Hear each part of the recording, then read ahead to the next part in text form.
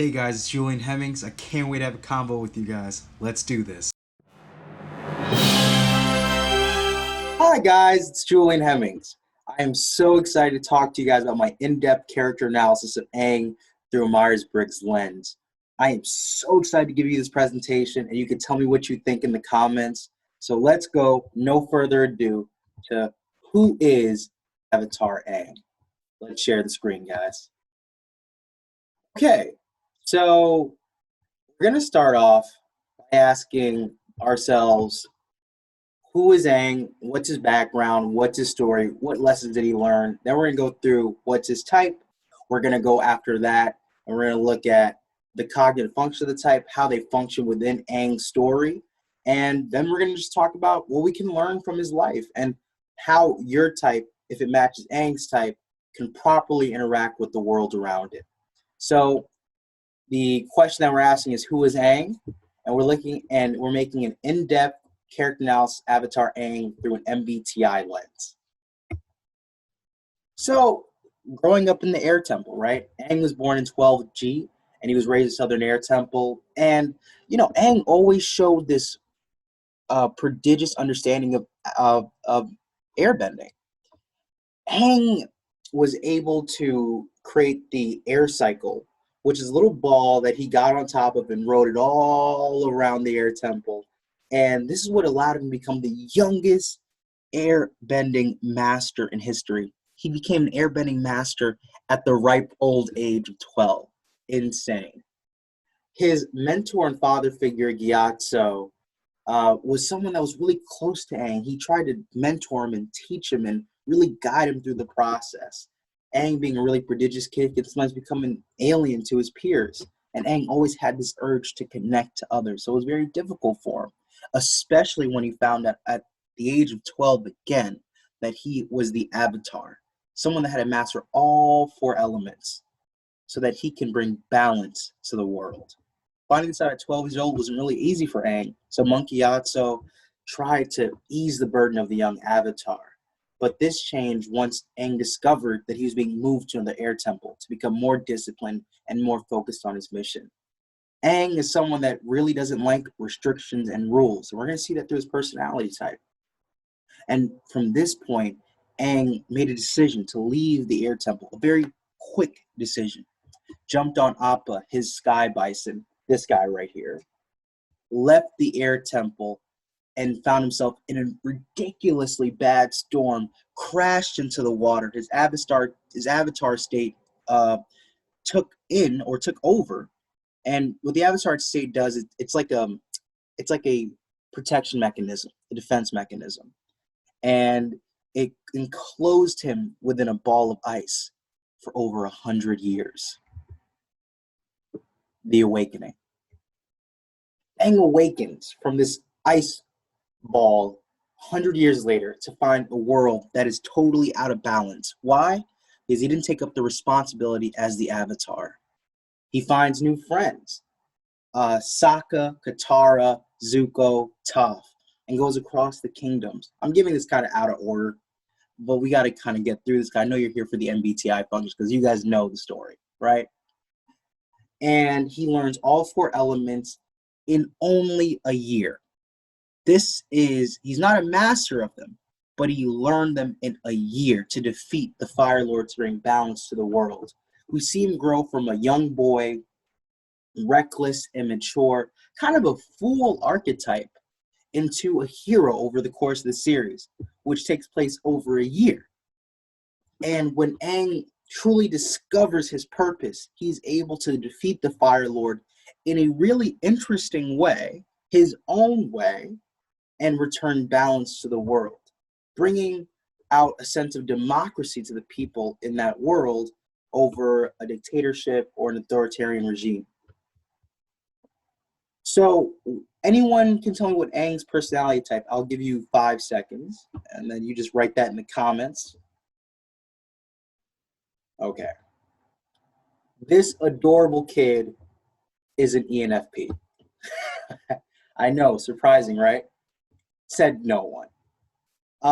So let's look at an ENFP's traits and functions, right? So an ENFP, sometimes called the campaigner, refers to E, which is extroverted, N, which is intuitive, F, which is feeling, and P, which is perceptive, right? So let's kind of knock these down, look at the cognitive functions of the ENFP. So the ENFP's dominant function is extroverted intuition. Their auxiliary function is introverted feeling, and their tertiary function is extroverted thinking, and their inferior function is introverted sensing, right? So what you're going to see here is that it's in a stack. And so at the top of the stack is referred to, as I said before, the most dominant function. When something is referred to as the most dominant function, it means the function that the person constantly uses when they're interacting with the world and they're thinking about things. So Aang is constantly going to his extrovert intuition state. But when he's very stressed and he can't really go to his other states, he will go to the other extreme, which is introverted sensing, which is not as well developed cognitively, but it's there.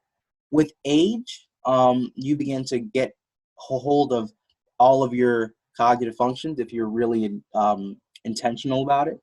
So we're going to see how all these functions interact with each other within the story. And I'm going to prove to you, I'm going to make a case that Aang is an ENFP. Okay, so what do you know about ENFPs? Some general traits, right? They tend to be highly creative. They're high in openness. They tend to be low in conscientiousness. And they tend to have a large networks of friends because they're able to really sense people's vibes and make quick connections and see patterns people are not able to see. The lesson of the ENFP, right, in my opinion, is to maintain their high idealism and openness in a world that seeks to destroy their purity, that wants to make them more closed off. And we're seeing Aang as a struggle to maintain this boyish happiness, this innocent, childlike nature in a world surrounded by war. So we're going to define extroverted intuition, right? So the definition is, it is a cognitive function. It's dominant for both ENFPs and ENTPs. The cognitive function allows for the individual to absorb their environment and discover hidden patterns in reality. This ability gives the individual a powerful ability to adapt to a new environment. So in layman's terms, it's the way the mind works within a particular space. So the person will walk into a space, a world, an environment, and scan the world. And from this scan, they begin to understand the functionings of the world. They begin to understand the patterns, the hidden patterns, the possibilities, and their mind begins to play with this idea. And they're not the type of person that wants to make a harsh change. They don't want to reaffirm anything. They don't want to break anything. They want to understand and flow with the world. They want to work in tandem with the world. Now we're going to look at how Aang does this. So this can clearly be seen through Aang's fighting ability, right? Aang often uses environment and his opponent's flaws against them. We see this when he's fighting Jet. He always goes in the defensive, using Jet's weaknesses to combat him. So Aang is not fighting Jet, if you're noticing from the scene. There are a couple moments where he gives him a pretty good hit, but Aang is forcing Jet to fight himself, tire himself out so he can evade the issue, maintaining balance with the world that he's around, peace with the world that he's around. Another instance, right, in Aang's quick thinking and finding hidden patterns in things is his relationship with people. This was found with Bhumi, the ruler of the Earth Kingdom at that time. Oh, he's not the king, but for that particular section of Ba Sing Se, he was overseeing it. And he puts Aang through these 3 tests, and then at the end he asks Aang, "Who am I?" Aang uses his mind, sees the patterns of behavior, and discovers, oh my God, this is my friend Bhumi from 100 years ago. And it was such an incredible experience to see that extrovert intuition really take form at that particular moment. And Aang is constantly using innovative ways to solve problems by scanning his environment and working in tandem with it. The auxiliary function. which is introverted feeling. Introverted feeling, this concerns an individual's personal feelings towards morality, outside the influence of the world. They're not determining, basically, what is right or wrong from others' influence upon them. This is a very personal experience, and they have a really interesting ability to make decisions that some of us might not agree with initially, but they've thought about it so much that they're seeing patterns and a reality of things that we are not seeing. So when someone says it's only an A or B situation, they're the ones to come up with the C. And we will all see why they're right at the end of the day. So this person is constantly determining their own morality, but they're also defining their perception of themselves, not depending on others to tell them who they are. They have to find that in their own hearts. So Aang's use of introverted feeling. The most powerful example of this is Aang's refusal to kill Fire Lord Ozai. He talks to every single avatar and begs them for an answer, or nearly every single avatar, and they all tell him to kill Fire Lord Ozai. Aang, as a proud monk, as a proud student of airbending and airbending teachings, he is profoundly against the taking of a life. We've never seen Aang take a life with an avatar. So Aang comes to the conclusion, while fighting Fire Lord Ozai, when he had a chance with the lightning strike, to rather than killing Fire Lord Ozai, he takes away his bending. It's a powerful scene that even in this moment of anger and hatred that Aang could possibly absorb, he shows the Fire Lord mercy. Extroverted thinking. Now, this is a tertiary function. So this is going to reveal itself when Aang is more stressed out, right? So as a cognitive function, this is the definition. It seeks to place situations, peoples, and events into a system that is quantifiable, right? Precise and more rational. So it looks at the outside world and tries to put it all into a neat box that allows them to make concrete decisions. In other words, I'm seeing this whole world around me. It's very overwhelming. So I have to kind of put it into numbers. I have to put it into a system so that I'm able to really interact with it properly. I can really get a sense of what's going to happen by putting it into a system. It's really neat. It's really cool. It's very easy. So the main types that use TE are INTJs, ENTJs, ISTJs, ESTJs. These are kind of what I call the management archetype. They're the ones that make the decisions that rule the world. The F your feelings kind of people. I can't curse on my YouTube page, guys. So Aang's use of extroverted feeling tends to arise when Aang is extremely stressed out. So Aang is not usually very stressed, but it arises in a less obvious matter for that reason. So it causes Aang to use his willpower to focus on the deadline, which is fighting Fire Lord Ozai, so that he can really, really, really master all four elements before this fight within the end of the year. This causes Aang to have this really high performance ability in the midst of all this stress. It's kind of like that kid that doesn't study for a test, waits till the second to last day and begins to cram for the exam and pushes out an A. That's what I would think Aang is. He kind of has that vibe. So we're looking at his inferior function. This is going to arrive when Aang is pretty stressed out. This is a very insecure function. It's not developed well.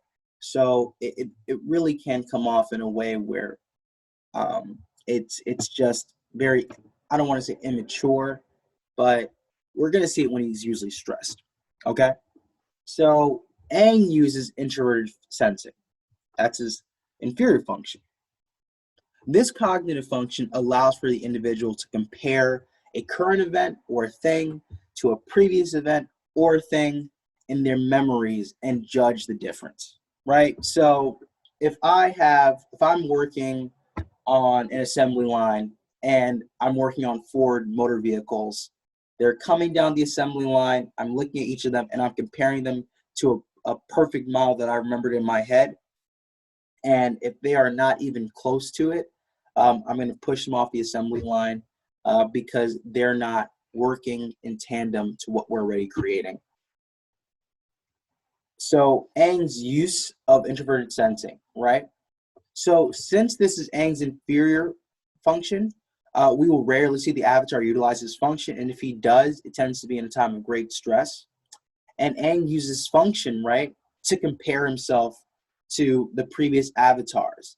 And this results in Aang feeling really inadequate and underprepared as an avatar.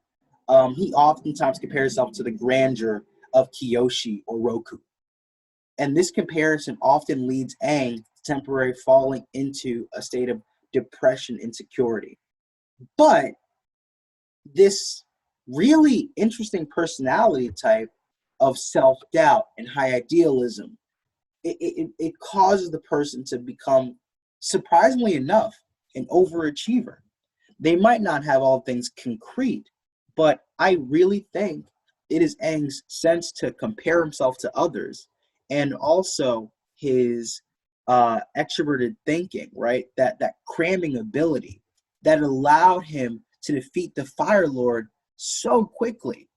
I think Aang's personality type was the perfect person for this job. So that's all, folks. That's my quick little MBTI discussion. Thank you for joining and have a great one. Stop the recording.